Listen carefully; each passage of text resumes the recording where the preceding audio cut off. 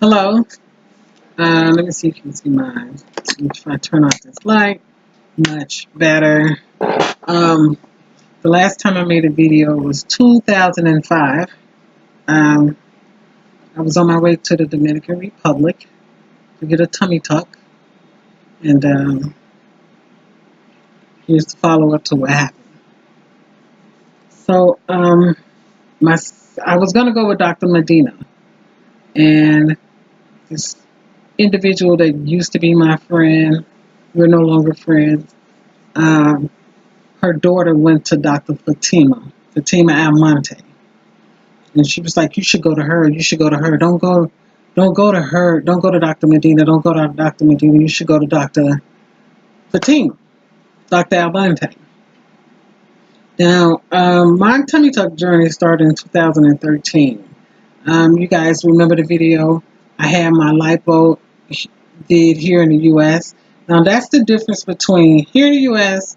and the Dominican Republic. You can get all your surgery at once for a cheaper price, or you could do it like U.S. standards, like you're supposed to do it. You you're supposed to have upper lipo, let that heal, and then have your tummy tuck. But in the Dominican Republic, they do it all at one time. So some people have much success. I was one of those people that did not. So I went there December 5th.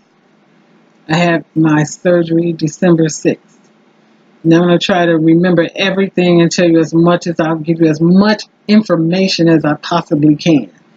For people that are thinking about going and people that have already went, you can compare, as to your situation. If you see this video, what happened to you. So I get there December 5th. Um, it's like summer. It was very humid, very hot, very sticky. It rained almost every day I was there. And it was just boiling hot and humid in the daytime. So Dr. Almonte, coming Fatima Almonte, I'm going to say her whole name to make sure you know, if you're going to this doctor, please. I had a problem. You may not have a problem. Okay, so she come in my room. First, when you get there, they make you pay the $150 complication fee. Buy the $150 complication insurance. Then, then after you sign everything, get blood work, X-rays, EKGs. After you do all that makeup, everything I did, I sent to her. I had all that did here. I had an echo, an EKG, blood work, a chest X-ray. I had a pre-op physical, and I sent it all to her. And when I got there again, they gave me a short version of that, but it was a pre-op physical. So she come in my room and like right before surgery. Give me the little blue pill. I'm going to show you pictures of everything I'm saying at the end of this video. She gave me the little blue pill, and she draw on me. She said, "Okay, you're going to go to surgery in a minute." So after I take the pill, I literally do not remember anything from taking that pill. So I have surgery. I wake up 3 days later in their ICU. So I had surgery December 5th. December 6th, I woke up on December 9th. And a girl was staring at me like this. I said, "God, why is she staring at me?" She said, "You've been asleep for 3 days." I was in a coma for 3 days. I said, "No, I just had my surgery." She said, "No, you've been asleep for 3 days. And they've been running all over you, around you, and they've been panicking." I was like, "Well, okay." But I'm trying not to panic. So I'm like, "Okay." So it was a nurse stationed at the end of my bed. Her name is Christina. When I woke up, she run out the room and she went and got Dr. Almonte, Fatima Almonte, and her team, which was about Dr. Almonte and about 3 or 4 other people. They come and they surround the bed and say, "Honey, you have got to get up." I said, I'm up. I'm woke. I'm up. So she was like, your mother is on the phone. Now, mind you, my mother passed in 2005 from cancer. And I have 5 daughters. If you watch the other videos, I don't know if I said that before, but I have 5 daughters. And my stomach, I've, it just would not go back. And because I had girls and carried them so high, that's why I had to high upper lipo. So you have to provide 2 contacts. So I gave 1 contact to my baby daughter, and I gave him the twin. Now, she's number 3 of my 5, and I said, only call this number in case you have to break the glass. I said, when there's a fire and you have to break the glass and pull that switch, I said, that's what she is. She's the mother of us all. So this is my mother. So only call this number if you have to call my mother. So she come in and said, get up, your mother's on the phone. So I get up. I'm like, I'm up. So she let my daughter FaceTime her phone. So she gave me her phone. So I'm talking to my daughter, and she was like, Mom, you've been in a coma for 3 days. I said, that's what the girl said, but it seemed like I just woke up. She was like, no, you've been in a coma for 3 days. She said, we called there to check on you, and they told me you had found a friend and went shopping. And my daughter that she was talking to is an RN. She said, no, my mother just had major surgery. She's not really that friendly that she would just meet a stranger and go off shopping with him in a strange country. That's not true. And they told her, well, we'll call you back. So my daughter called him again. They said, your mama's on the beach. She said, again, my mother just had major surgery. There's no way she's on the beach. So she called a third. She constantly called them until they finally told her, your mother is in a coma. So my kids scrambled to get a passport to get over there to come get me because I'm in a coma. And they finally told her I'm in a coma, and it's just not looking good. So they scrambled to get a passport to get over there to come get me. So, but I'm talking to her, and she was like, they gave me the runaround. I had to call New York. For people that are going to the Dominican Republic to have surgery with those doctors, they have a headquarters in New York. I have been in contact with Dr. Medina and Dr. Fatima Almonte and the whole CSIP crew, and I never knew they had a headquarters in New York. So my daughter found all that out. So she said, Bert on her way. I said, well, you got to have a passport. She said, well, Bert got a passport in 2 hours. I don't know how my kids pulled it off, but they did. And she said, she's on her way. So I said, okay. So the whole time I'm trying to pretend like I'm unbothered. So I'm thinking I'm twirling in my hair, and I'm actually ripping my hair out. So the Dr. Fatima come in, and I wake up and I feel like constricted. They have put one of her shirts on me, her t-shirts. So I feel constricted. And oh my God, I'm tight, but I could not feel my stomach. She said there was a complication, and your stomach was without oxygen for 40 minutes. And I'm a medical assistant myself, so I'm thinking, like, how was my stomach without oxygen for 40 minutes, and I wasn't? But I'm just thinking I'm twirling in my hair, but the whole time I'm ripping my hair out, trying to pretend unbothered, because now I'm thinking I have got to get off this island. She said, yeah, so your stomach is all black. So they were putting Silvadene on my stomach, and my stomach was necrotic. And they gave me a prescription list of medications to bring with me, and then give me, including antibiotics. And one antibiotic was so strong it was for STDs, and my doctor said, are you sure? I said, yeah. He said, it's on the list, I see it, but I don't know why they need this. But take it anyway because you're going out of the country. So they didn't give me not one antibiotic. And I look up and I have a lime green solution in an IV in a container and it's literally dripping into my arm. And she's telling me, uh, you know, there was a complication, and she's saying she's repeating herself, and I'm like, okay.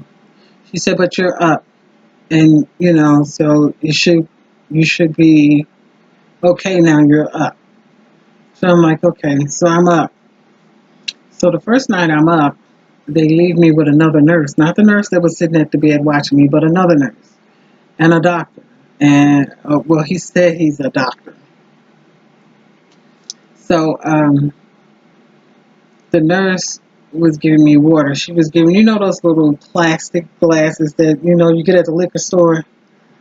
She was giving me that much water in those glasses, and because I was intubated, every time I had been asleep all the time, my mouth was so dry. I wasn't even hungry; I was just thirsty. Every time I drank that, I would just go into a coughing fit, and it would wake her up. So she got sick of that waking me up, and she took the top off a bottle and would give me caps of water just to put it in my mouth and put it on my lips to stop me from my mouth from being dry. And I'm telling her I'm thirsty. I need water. But she wouldn't give, she was like, no, because you keep coughing.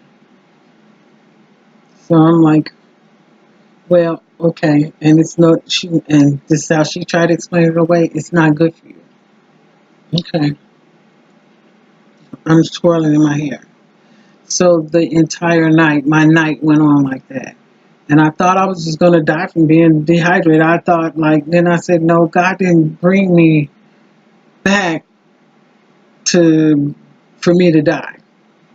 But it just felt like they were wanting something to happen to me. It just felt like that. And it may not have been that case, but it just felt like that. So the whole time I was asleep, they were talking Spanish over my head because their primary language is Spanish.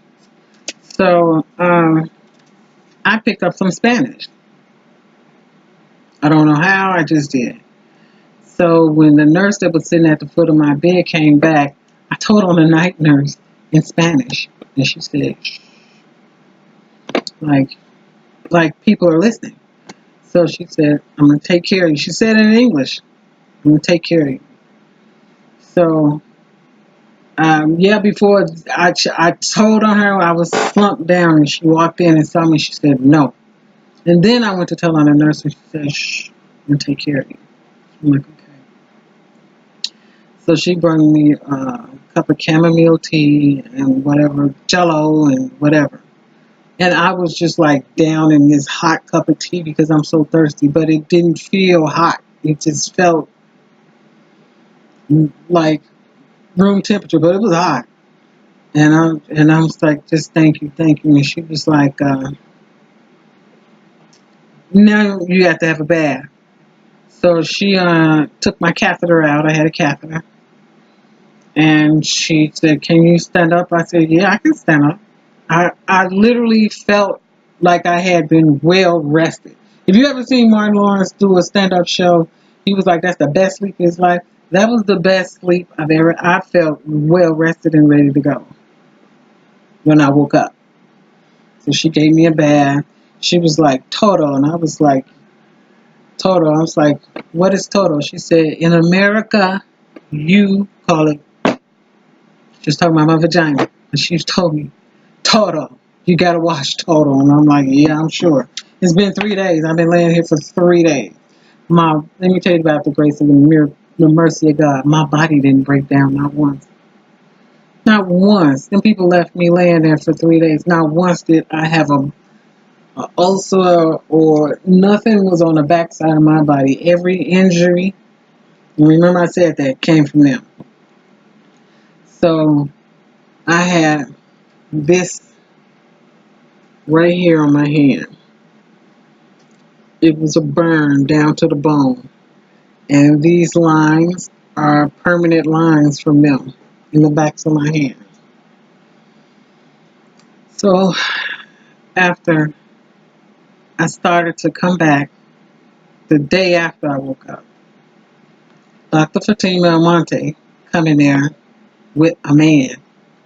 And he said, hello, I did your tummy tuck. I said, oh. So I look at her. So I cannot make this up. I would love to make it up, but I can't. She grabbed him, run out the room and said, and must have told him she didn't know that or whatever. But she didn't come back until the next day.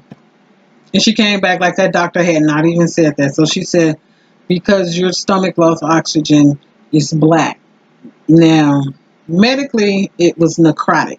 And if anyone know what necrotic is, that means that tissue has died. But she just said it's black. So, as the days went on, I started to lose my voice.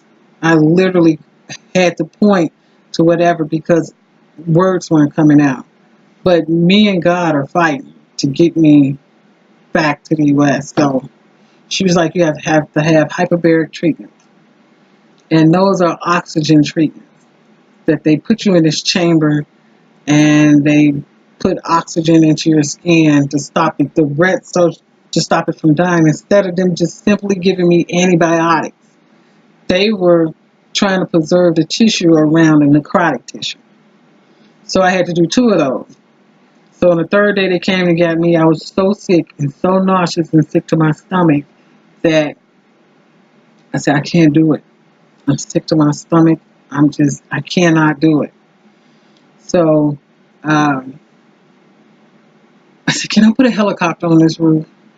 And she was like, no. Mind you, the CSIP hospitals across the street from the president, so helicopters came and went all the time. So my guess is, because of them, they wouldn't let me leave because I'm getting to that. I asked, can I leave?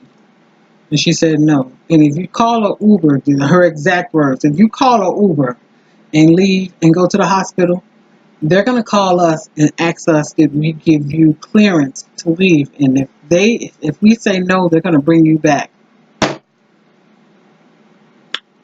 That hospital is a good half hour to 45 minutes away from the airport.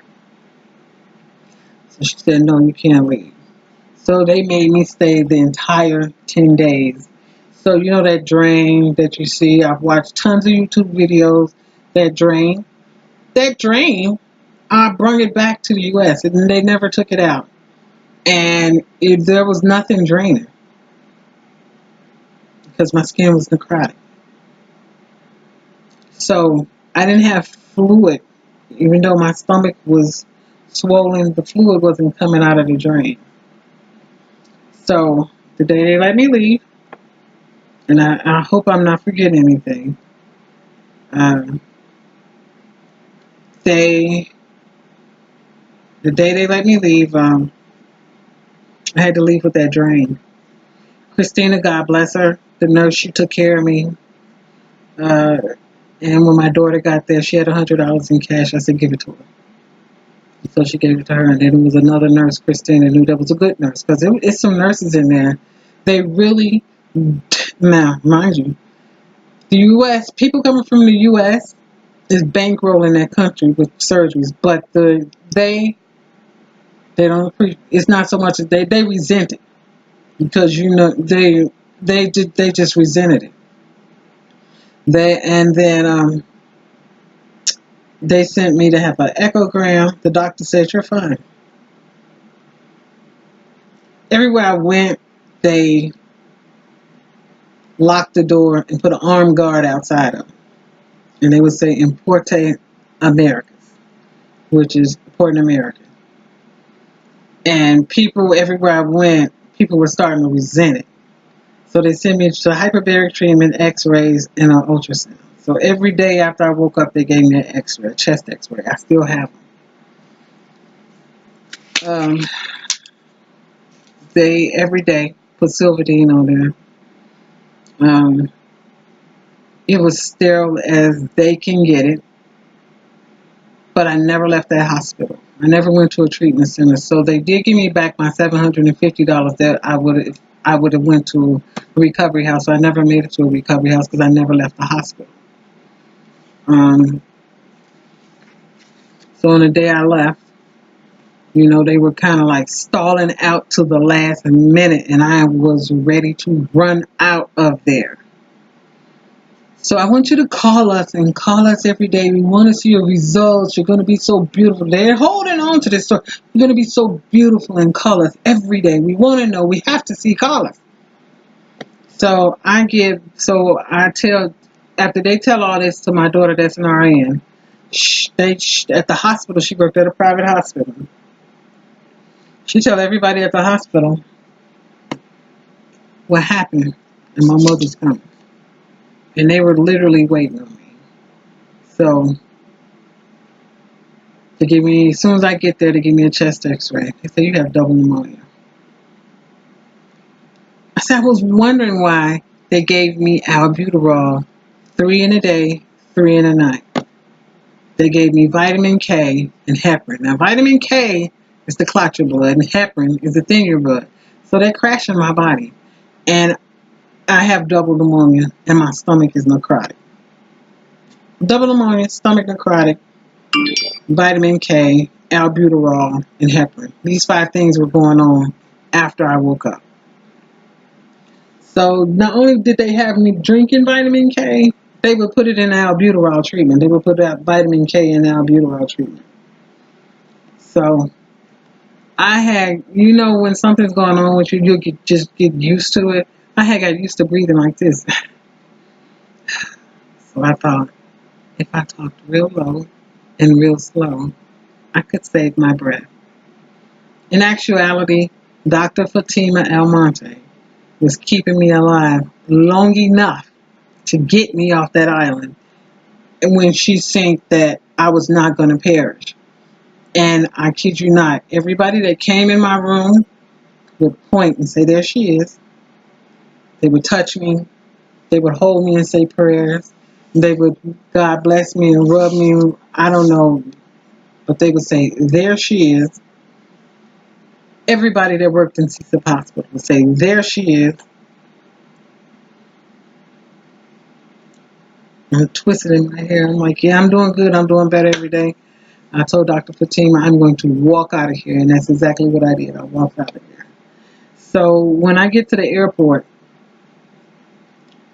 they said, do you need me to call the ambulance? I'm like, no, my daughter's waiting on me. I'm going home. I get to Miami. They say, do you need to go to the hospital? I'm like, no, I'm going home.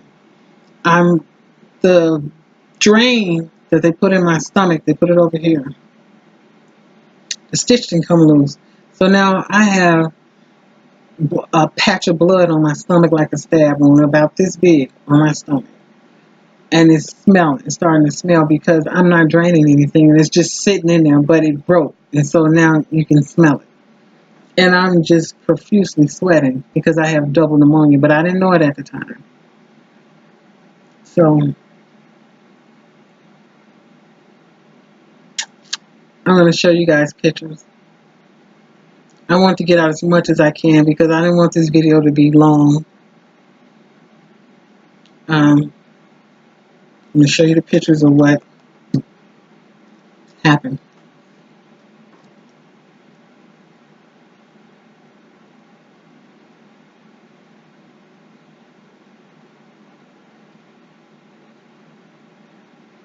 Scrolling and scrolling and scrolling and scrolling and scrolling because it happened.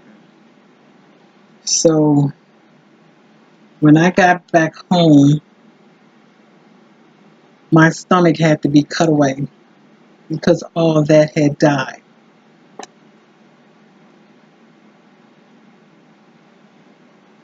My kids took pictures of me, hair from where I had pulled it out, and told me to stop pulling in my hair.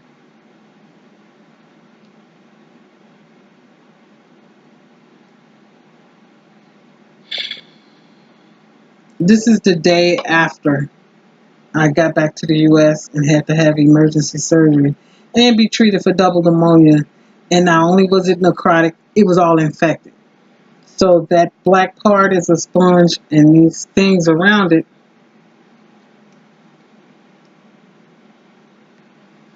are staples. They had to staple that sponge to my bare skin and put a wound vac on it. So if anybody's familiar with a wound vac, it's to pull out swelling and infection and seal it off to stop anything because there's no skin. So I had to wear that sponge. I took all that medication with me. Let me see if I can. I don't know if you guys can see that. It's too bright. Let's see if I can adjust this. No, you probably can't. But it's let me see if I can cover that up. They didn't give me any of that medication, and they told me to bring it with me. They were giving me diclofenac for pain. Remember that, diclofenac for pain. Diclofenac is for arthritis.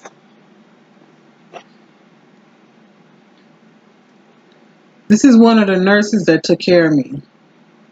A godsend. Angel took care of me.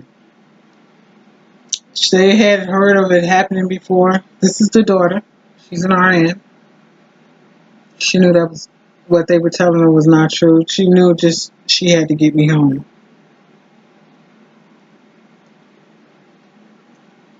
This is my stomach.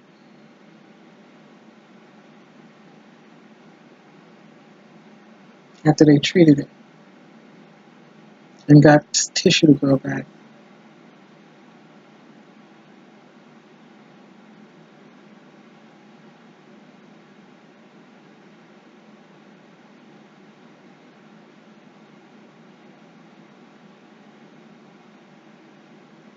I had to have a skin graft.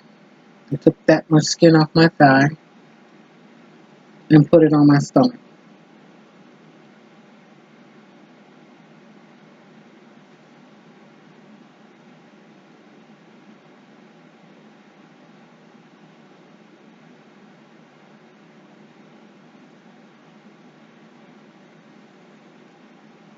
I didn't want to take this picture, but my daughter said, "Mama, you have to.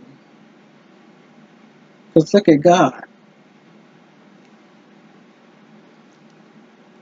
And I'm going to show you what my stomach looks like now.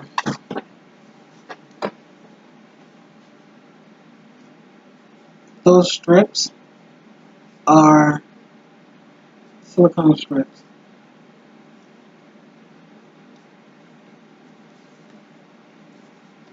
It's cut. I put it right here for real thick repair. Goes all the way back here, all the way back here.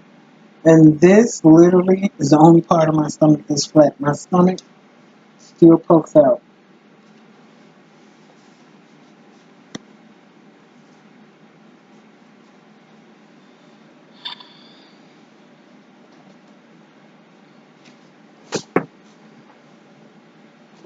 I I literally ended up in the Dominican Republic because of the person that used to be my friend recommended because I was going to stay U.S. And after you add up what it costs for them to do the surgery, the complication insurance, all the stuff you need, passports, flight, checking bags, and all that, it came my thing came to about $6,500, $7,000, close to $7,000, and the surgery was $5,000. One doctor in Atlanta wanted $5,000, and a doctor here in Milwaukee wanted $8,000. You know, if that had happened here in the U.S., I would be in court right now. Because that happened over there, I've been looking for a lawyer because I told him I want my money back because my body is disfigured for the rest of my life. What I paid for, I didn't get, and the person I paid didn't do my surgery. And her reasoning for not doing my surgery is because she was busy. She had a lot to do. Now, mind you, they tell you we only schedule the surgeries 2 or 3 days a week because that's the only time we can do them because we don't want to like happen what happened to me happen to you know the girls that come over there. So the Dominican Republic, I'm looking for a plastic surgeon now to do just corrective surgery. The Dominican Republic was a miss for me. It was a nightmare. And the reason I was in a coma and I coded for 40 minutes is because they overdosed me on anesthesia. Yeah. And my body pretty much just had to sleep it off. So I recommend you don't go. I recommend you don't go because of the experience I had. And you can see other girl videos that had success with the doctors they went to and you want to go, but I can assure you that plastic surgery, I never left that hospital. So I saw people in coming and going on a conveyor belt as like next, next, next. I've seen men and women because they don't only do tummy tucks. I think they do those transgender surgeries too. And they definitely do implants because I saw a guy get implants. Well, I hate to call him a guy because he was in transition. But that's one of those things. If I could have turned back time, I just would not go. I would listen to all reasoning, and I just wouldn't have went. I'd have stayed U.S. I'd have kept saving my money. I saved up that much money. I got that much money to go over there. I would have just stayed here. If you go to Dr. Fatima Almonte, use this as a warning. I don't think she do tummy tucks. I just think she do BBLs. And the person that was my friend was like, well, if I get enough people to go, I could get, I could get a discount on my surgery. So not only did I gamble with my own life, I allowed somebody else to gamble with my life. Yeah. There's probably some other stuff I'm missing. But the horror is real. You see that. So, I don't know. All I can say is, praise God. Amen. Thank you, Jesus. And hallelujah. I get to play with my grandkids. I get to see them grow up. I'm getting married.